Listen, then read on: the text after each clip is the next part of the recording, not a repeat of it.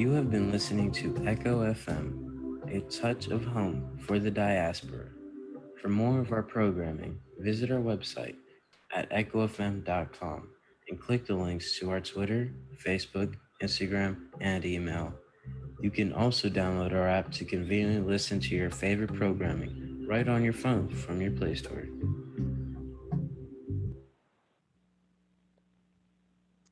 All right. Chief Hale, thank you so much for having time for us today. Welcome to Echo FM. Well, thank you so much. I'm glad to be here. Thank you. Well, I would have you introduce yourself before we can get started. I think you will do a better job than I can. So can you introduce yourself so everybody knows who you are? Absolutely, glad to. So my name is David Hale. I've been a police officer for 28 and a half years. I've been the police chief here in the city of Farmers Branch since September of 2016. So I'm in my fifth year at the helm, I guess you would say. I am married. I have two grown children. Well, I will say grown. They're 19 and 22, so I'm not really sure if that's grown up. I'm still paying the bills for them. They're in college, so I don't consider that grown up. Uh-huh. Okay. Well, all right. Thank you so much, Chief Hale. So we have Chief Hale today, and he is the police chief for Farmers Branch. So if you've ever gotten a ticket in Farmers Branch, now you know who to go to. But Chief, as you know, I contacted you because I think you and I have even talked in one of the meetings about police shootings, and I know a few things that you're doing in your department to restore trust in the community and public policing. But let me just start by talking about police violence and give you some statistics here. According to proceedings of the National Academy of Science of the United States of America, PNAS, police violence is the leading cause of death for young men in the United States over the life course. About 1 in every 1,000 Black men can expect to be killed by police. And the risk being killed by police peaks between the ages of 20 and 35 for men and women. Are Black people intimidating to police officers? No, I wouldn't say that they're intimidating. I think what happens is it's how the meeting occurs. Usually, when the police show up at an incident, there's something wrong. Generally speaking, people call the police whenever there's some type of issue. Sometimes it's maybe a domestic issue or whatever. And so it's the process of how the two people actually come together is probably the most significant part of it. Mm-hmm. Okay, so it has nothing to do with profiling or anything like that. No, because profiling is actually against the law. We have many measures in place. It's been against the law and across the nation for many years, and we have a lot of policy in place and standards in place that say that we cannot do it. And if we find somebody that is doing it, then we take the appropriate disciplinary action all the way up to and including termination. We have to report on all of our traffic stops that we have by state law. We also review the video of those stops. And a kind of an interesting statistic is in only about 2% of the stops that we make in motor vehicles does the officer know the race of the person that they're stopping. And so that's a very interesting statistic, and that's based on data that we have to report to the state every year. And it's roughly a little less than, right around 2% of the time do we actually even know who we're stopping until we walk up to the window. Okay, so when you pull over someone and you run the tags, it doesn't tell you the color of their skin. No, ma'am. It tells us the car. It tells us what color the car is. It tells us registration information. It tells us who it's registered to, but it does not tell us who would. And also that would be kind of a difficult to do because if somebody else is driving your vehicle, that information wouldn't be of any value to us. So we don't know who it is until we actually walk up to the window. Okay. All right. So I know that and we've talked about this too, that yes, we know that there are bad apples in the police department, in any department, for that matter. But also too, we understand that a police officer is also doing his job and he wants to go back home, right? And like you mentioned, when police officers have been called, it's because something is happening, so they're called to come and intervene. But how can we as a people, conduct ourselves so that we do not, make a police officer feel threatened? Well, I think that's a very important point, Monica, is that, I think mutual respect is probably the most important thing that, when we come together, as I was talking about earlier, whatever that circumstance is, it's just mutual respect for one another and respecting, each other as human beings, regardless of color of skin. I think that is absolutely the most important thing, is to build that trust immediately and to let whoever we're encountering know that, we're there to help, try to de-escalate if it is, a tense situation, and show that we're there as a guardian to try to help them with whatever circumstance that is going on.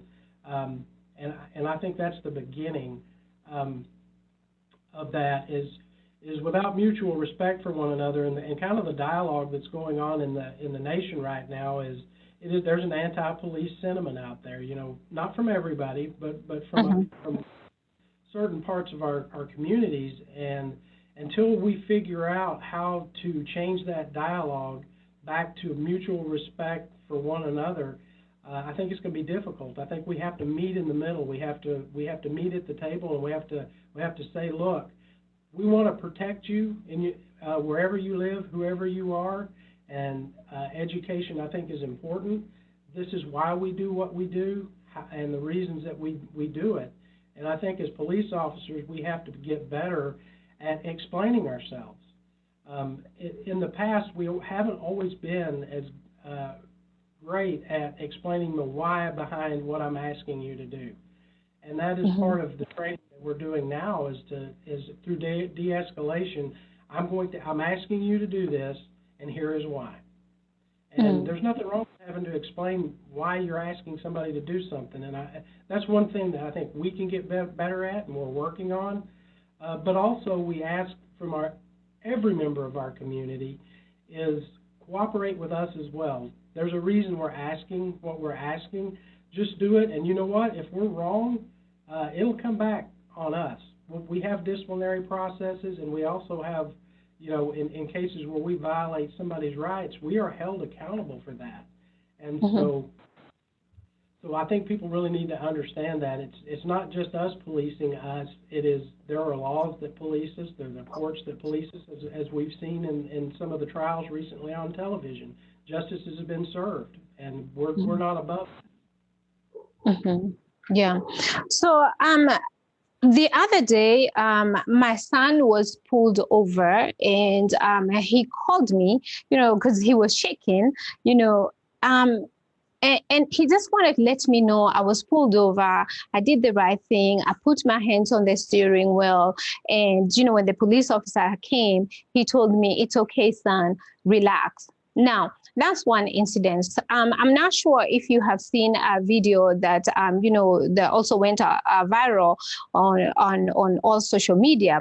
This is a military, officer that was pulled over, but then he felt unsafe and he had to go to where it was well lit because he was afraid that something may go wrong.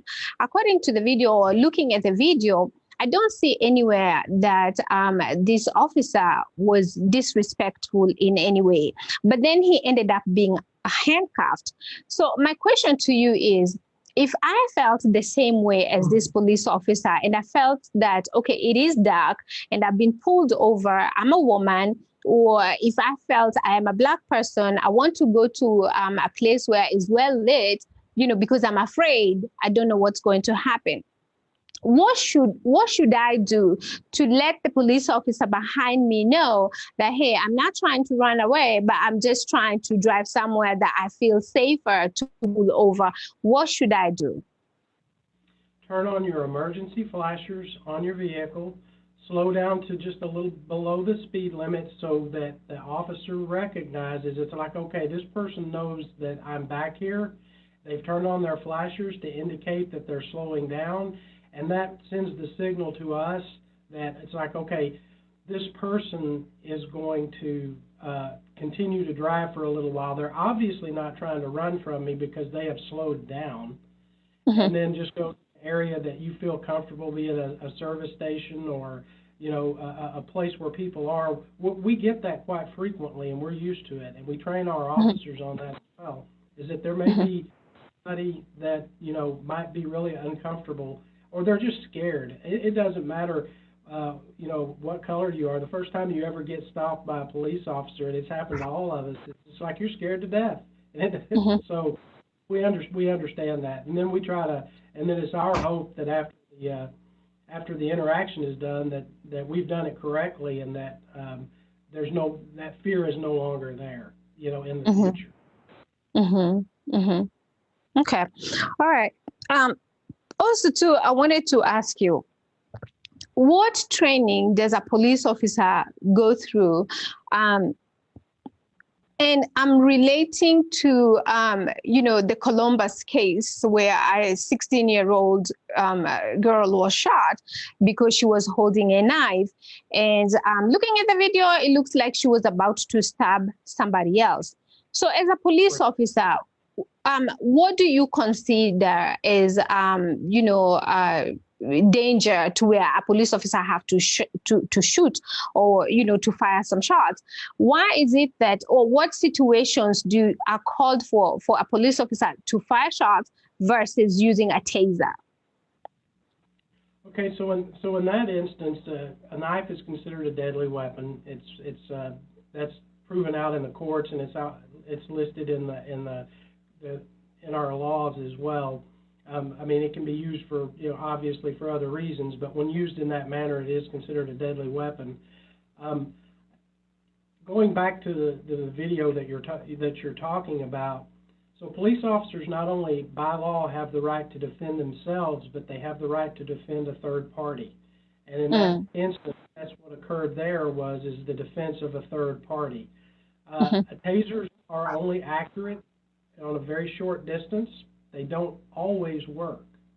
So kind of putting yourself in the shoes of the potential victim in that case, I would ask, which would you rather me do? Would you rather me take a chance on that secondary device, even though it's less lethal, not working, and then you end up getting stabbed, or the officer makes a second decision and decides to use deadly force because his perception or her perception was that deadly force was about to get used against a third person?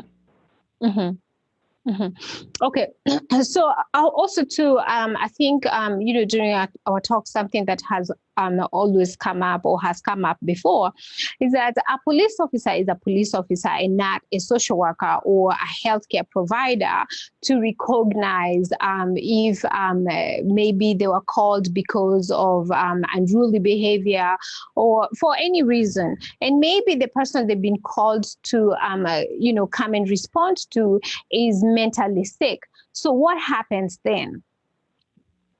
So again, under the law, a peace officer has the right. Well, let me back up before I talk about the law. So what the tendency that happens, and I'm sure this is in every country, is the police we're always available 24 hours a day, 7 days a week, 365 days a year. So we're usually the one that gets the call whenever somebody is having a mental issue, and it's because we're available. We're out on the street, and so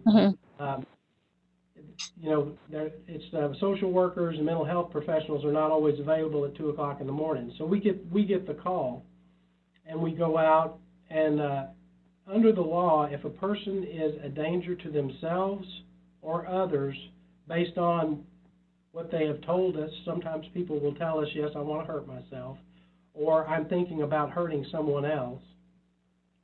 Then under the law, we have the emergency to do an emergency detention. It is not an arrest.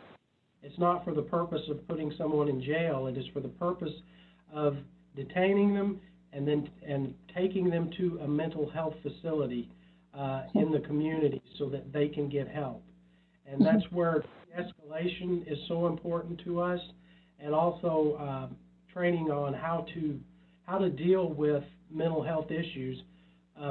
The communities expect a lot from us, and as you were saying yourself, is that we're not mental health workers. However, we are getting training, and that's one of my goals for this year. And I've got 8 people already trained, and another 4 coming in June. We have what's called a 40-hour mental health peace officer class through the state, and I have mandated that every one of my officers go through that course so that they are better equipped to be able to deal with people who are in mental health crisis. Okay, so in that case, what you're saying is that if there's a crisis, one of your police officers is going to be a trained mental health police officer to be able to recognize that this is a mental health issue and not a criminal.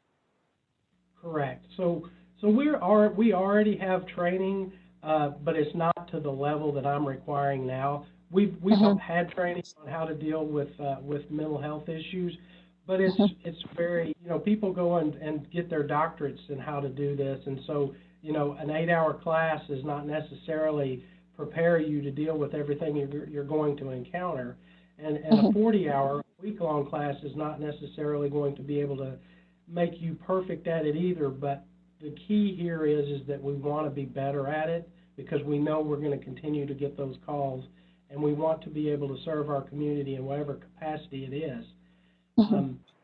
We are also doing a study, and I think we've finally gotten it funded through the Meadows Mental Health Policy Institute to study 2 things for us to give us some direction, because we are not experts in mental health.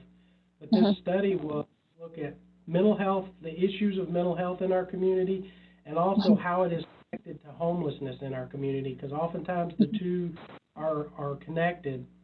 And that way they can come back with that report to us, so we know which direction that we need to go to be better at responding to those types of calls. Another thing, a project we're working on is in our dispatch center that initially gets the calls.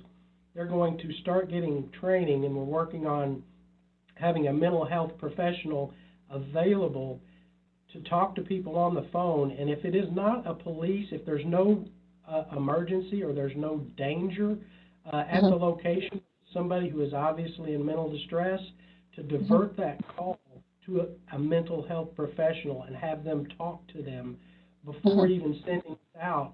And they may even never even send us, depending on the circumstance, because we want to make things better. And sometimes just us showing up, and if somebody's seriously mentally ill, it makes it worse just the fact that we show up, because we're in uniform, have a gun, and and so we're trying to find out what the best model is for us to be able to better serve that portion of our community. So is this going to be just Farmers Branch only, or do you all as police chiefs, communicate so that this can be either statewide or citywide, something like that?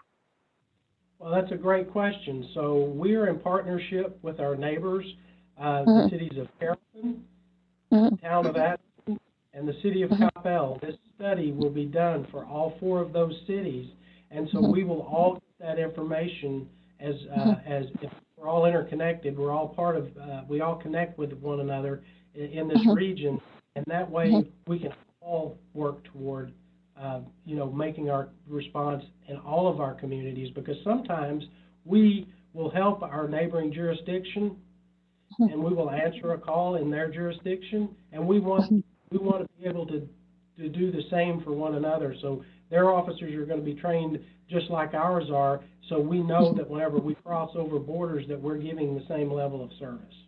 Okay, so Chief, back to where if I am stopped over and I know I'm not doing anything wrong, but I feel insecure, and then I'm being told to come out of my vehicle. I do not feel like I want to come out of my vehicle. Is there anybody that I can call to come in and make me feel safer, or what should I do at that point, especially if they open my door and pull me out? Well, that is, let me go back to the reason why that happens. So there's Uh-huh. the time, if it's just a simple traffic violation, the Uh-huh. officer is probably not going to ask you to get out of the vehicle. Uh-huh. Every jurisdiction is a little bit different. Usually when an officer asks you to get out of the vehicle, it's because they've seen something that they think might be contraband, they think might be dangerous to them. Okay. So they're trying to remove the person away from whatever that item may be. Uh-huh. And it also may be because you have to, if somebody has been drinking alcohol, Uh-huh. we have to get out of the vehicle to perform the tests Uh-huh. to make sure that you're safe to drive, because it's our duty and responsibility to keep our roadways safe. And so if we feel like that there's alcohol or drugs involved in operation of a vehicle, we have the authority to ask the person to step out of the vehicle.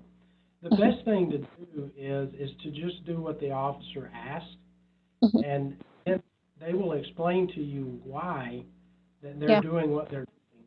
And that's what we're working at getting better at. It's like, look, the reason I need you to step out of the vehicle is because I see something over there that is, I'm not sure what that is.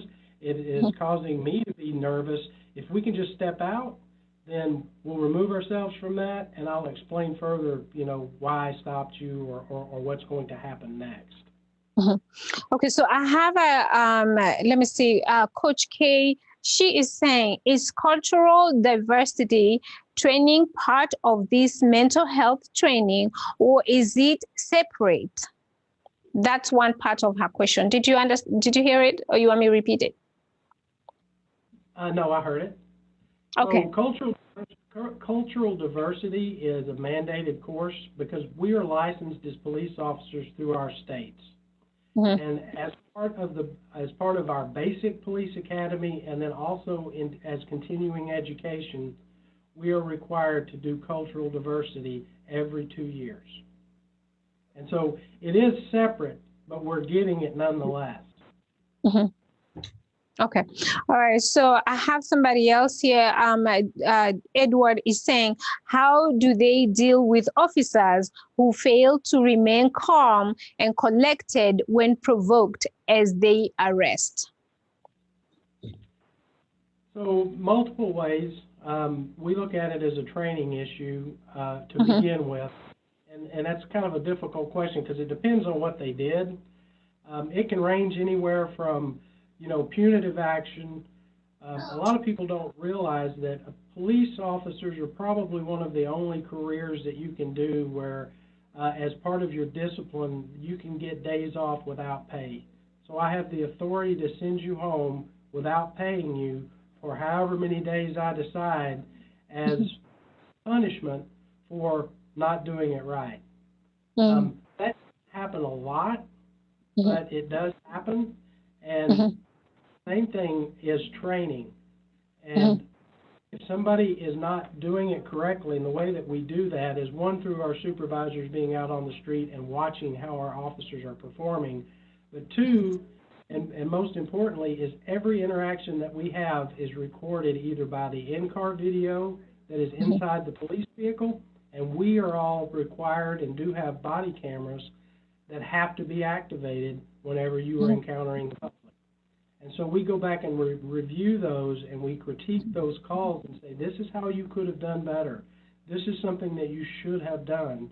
And we also use scenario-based training. We have a video simulator that we put them into scenarios, and we make them work their way through the interaction, and we change the interaction. It's very great. It's great technology to see how they're going to react before they even get out on the street. Okay. So I'm sorry, go ahead.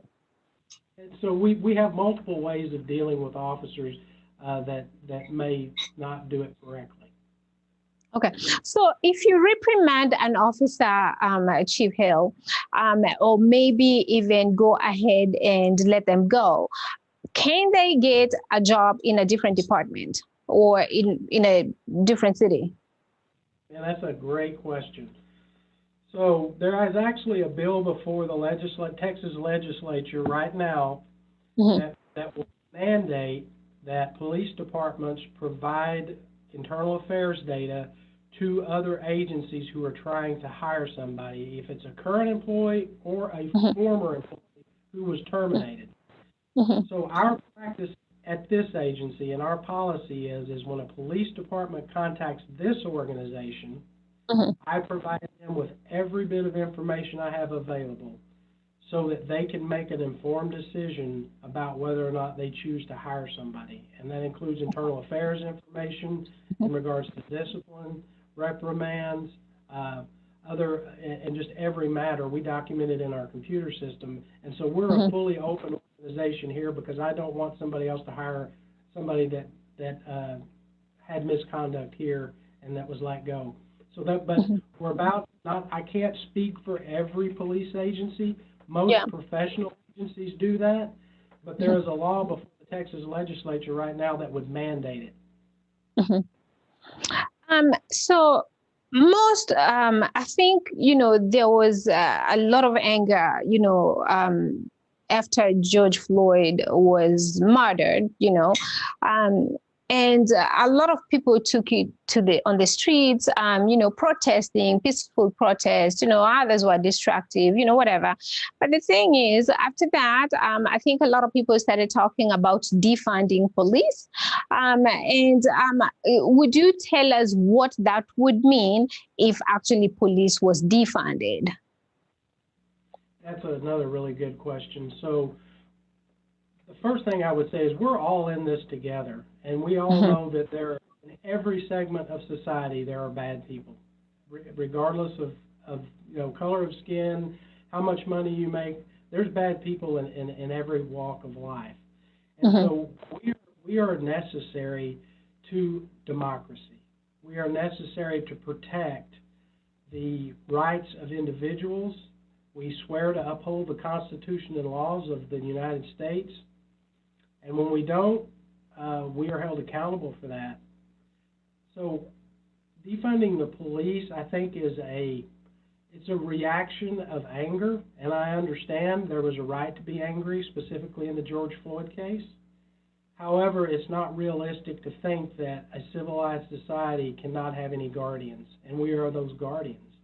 And we're needed because our whole goal in life, in my hiring process, is that, like, if you're not here to serve and serve in whatever capacity that is necessary for our community, then I don't need you.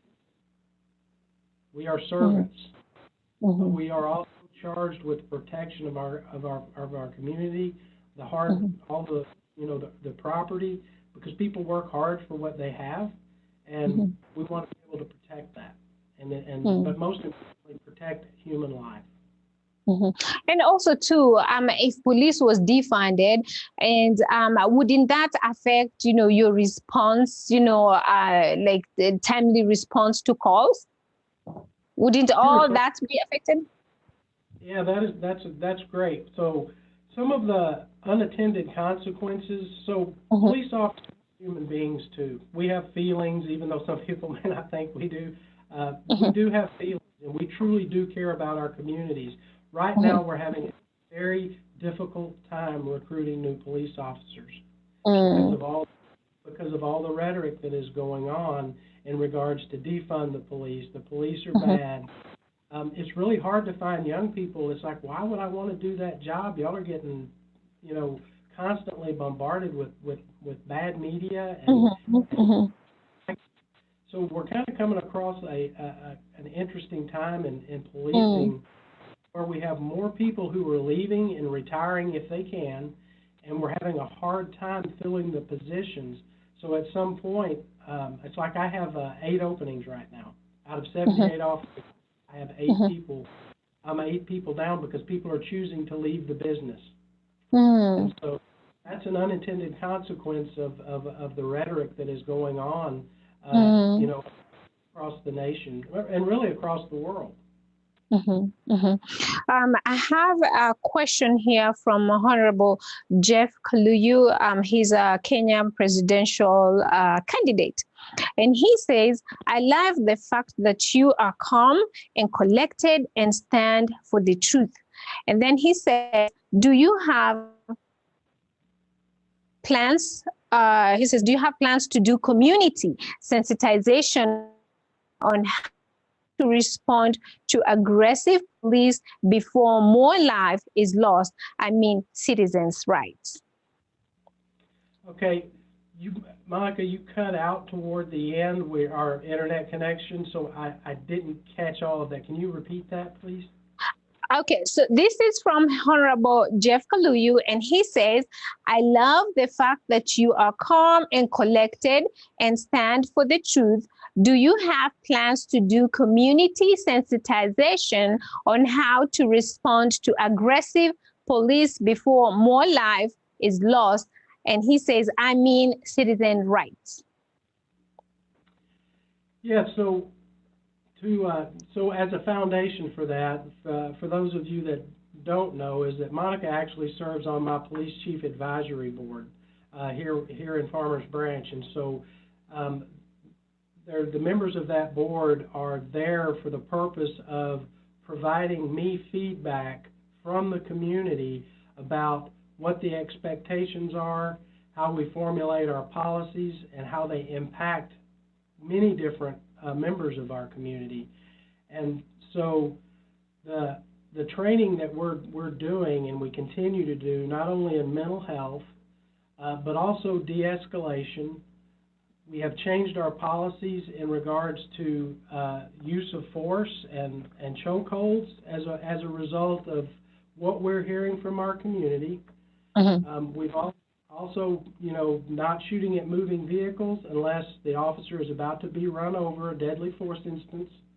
And probably one that is very, very important is a duty to intervene.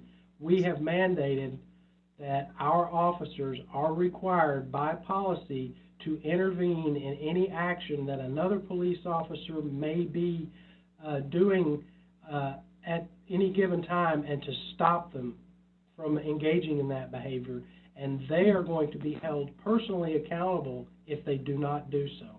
And so those are some of the things that we're putting in place in order to help us serve the community better, and for the community not to fear us, but to want to call us and to work with us, because our mission is to keep our community safe, but we have to have the authorization, really, of our community and the backing of our community for us to be successful.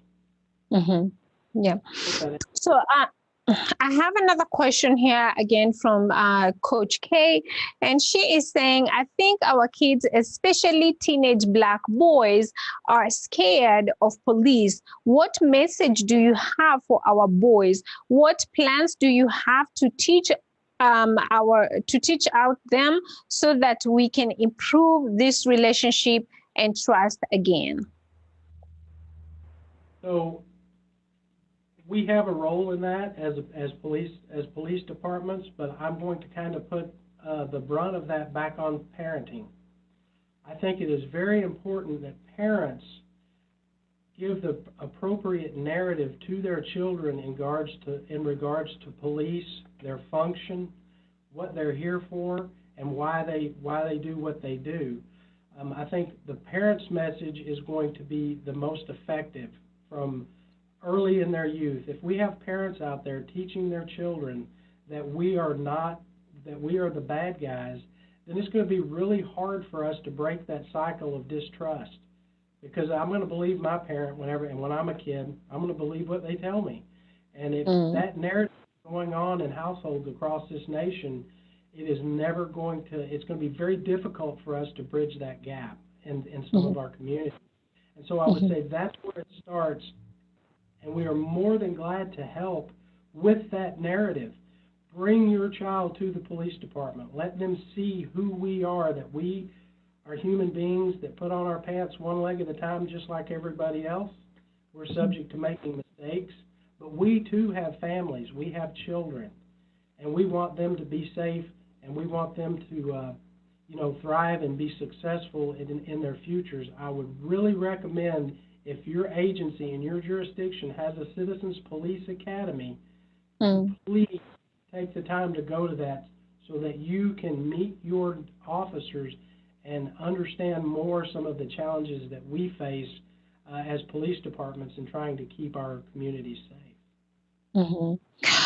While you're talking about that, can you probably mention about ride-along programs that maybe even those boys, I don't know what age they should be to be allowed to ride along, that maybe they can see the friendliness of a police officer?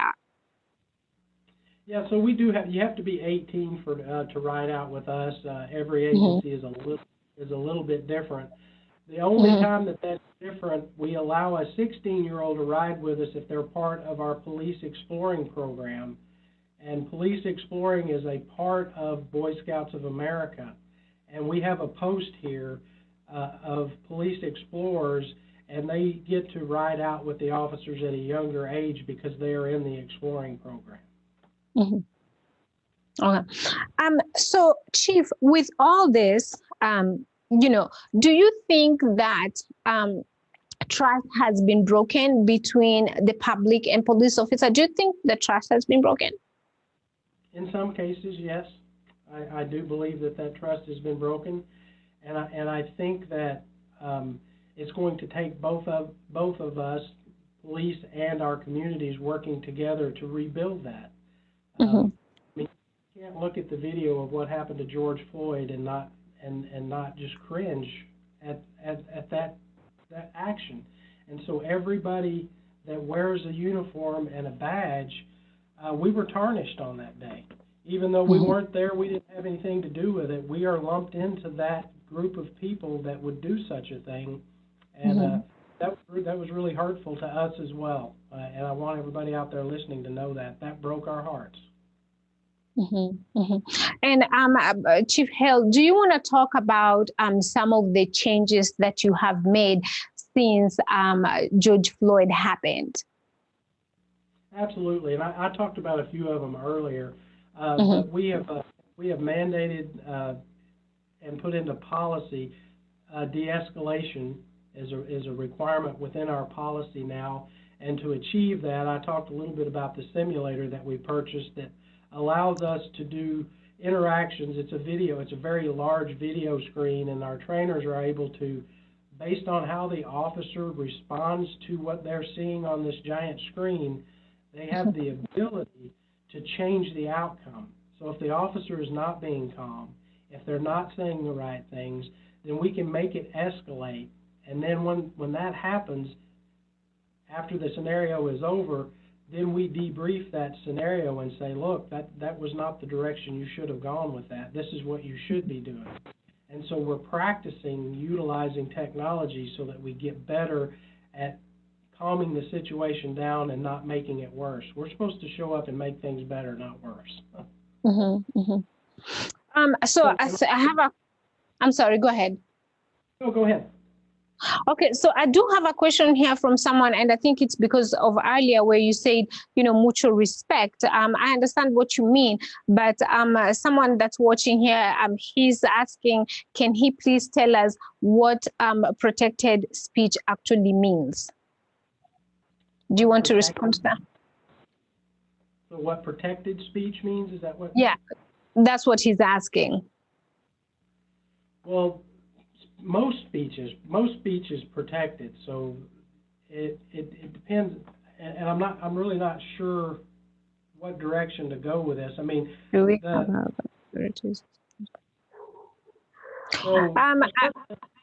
the public can't do. So you can't go into a busy movie theater in the middle of a movie and jump up and start hollering fire and causing even when there's not one. And because that causes a reaction that is inappropriate and people can get hurt.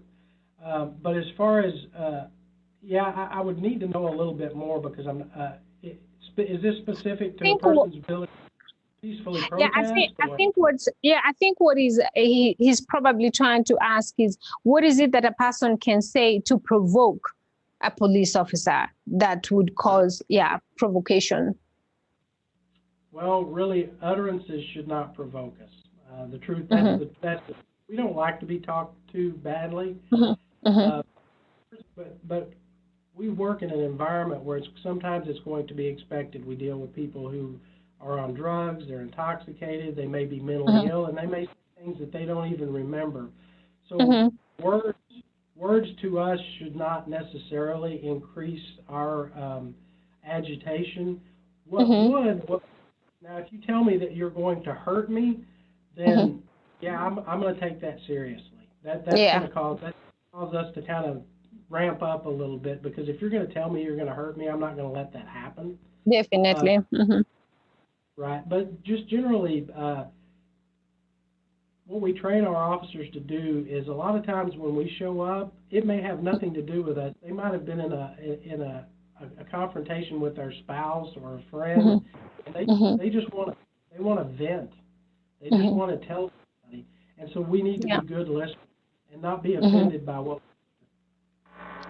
So what I am getting here, because I got another comment here, and it says, Chief, I think once you start doing heavy community outreach, you will not have problems hiring police officers in the future. So I think what I hear most of the people here are saying, that they want community sensitization and community outreach, so that there can be that relationship between police officers and the community. That's what I'm hearing people here saying. And I do not disagree with that one bit. And I think our police departments do need to reflect our communities, and we're working towards that. Here in Farmers Branch, a lot of people don't realize it, but we're over 50% Latino. And so we work very hard to try to hire officers who speak Spanish and who represent the Latino community. We have also started a program in this past year. COVID kind of messed us up with our outreach, but if you've ever heard of Unidos, it is a program that is specifically for outreach for our Latino community, because that's 50% of our population. And so we think it's really important that we connect with that community, especially with everything that's going on with immigration and all of that. It's really important that we connect with that community, but we need to connect with every member of our community. And we have programs for that as well. Coffee with a Cop. I do speaking engagements anytime I'm ever asked to do so. Outreach to the churches, and to get to know, through our chambers of commerce, get to know our business professionals. So our job is constantly to stay in communication with every member of every facet of our community. And so that point is well taken. Okay. All right then. Chief, I know you have a really, really busy schedule, and I just want to thank you so much. When I called you, you did not even hesitate. I want you to just, tell community whatever you want to tell them your closing remarks, and then I will let you go. Well, very good. Well, first, let me say thank you. It's an honor to be able to do this. The last question was exactly what this is about. It's about doing outreach. It's about being available to our communities and to speak to them and let them ask the difficult questions. Sometimes we may not have a great answer. We may not even have the answer, that people were expecting. But that communication is key to us building relationships and having a mutual respect and understanding for one another. In my closing remarks, I will tell you that, at least in my organization, and again, I can't speak for every police department, and I touched on it a little bit earlier, that unless you have a servant's heart, you don't have a place in my organization. I need people who care about the people that they're protecting, and I need them to go out and do that in whatever form or fashion that takes place, with respect, treating people with respect and with dignity, regardless of the circumstance. And for us to do that. But I will tell you, we need your help. We need every member of our community to meet us halfway so that we can have that mutual understanding. Become active in your community. Become active in local government.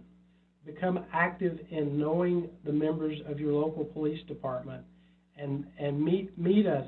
And we're glad to explain ourselves and to let you kind of behind the curtain, so to speak, to let you see why we do some of the things we do. Because I think with education is power, and that understanding of me understanding why you as a community, whoever that is, whether it's a Hispanic, Latino community or the Asian community, if you say, okay, well, we're scared of you, me understanding why that is helps me be better at responding to that community. And then I can say, okay, well, here's why we do what we do. And so just that communication, I think, is absolutely key to keeping our community safe and to have that mutual respect and understanding for one another. Other than for the days that you're speaking, Chief, or doing community outreach, is there any way that anyone in the community, if they needed to send a message to to you or to anybody in your department, is there any way that they can do that? Absolutely. So you go to our website, and we've got a couple of different formats. If you like to keep it electronic. On our website, we have a compliments and complaints. So if you've got a compliment, if you think you were treated well, or you want to just compliment an officer for anything, you can do it in that format under compliments and complaints. And then also, if you feel like that you were treated unfairly as well, then on that same format, you can say, hey, I don't think I was treated well, or I don't understand what happened and why the officer did what they did. We'll also deal with that as well. We answer every one of those. Most of the time, it's if you'll put your phone number in there, we will give you a personal call back to try to find out what the issue was and try to explain it. Also, we're at our telephone number is 972-484-3620, and depending on what the issue is, that we will have a supervisory level officer contact you in regards to whatever it is you need, whether you're looking for somebody to speak at an event, or you're you need or you just have a question about maybe a service that we have, or a question about why an officer did what they did on a traffic stop or what have you. So there's many different ways. We're very responsive here in Farmers Branch. We will contact you and get back. Awesome. Chief Hale, thank you so much. And for those of you that are watching, thank you for your time as well. Those of you that are listening on the radio, thank you so much. Until next time, Chief Hale, let me let you go. I know you're still at work. All right. Have a great evening. All right. Thank you so much. Bye-bye. Bye.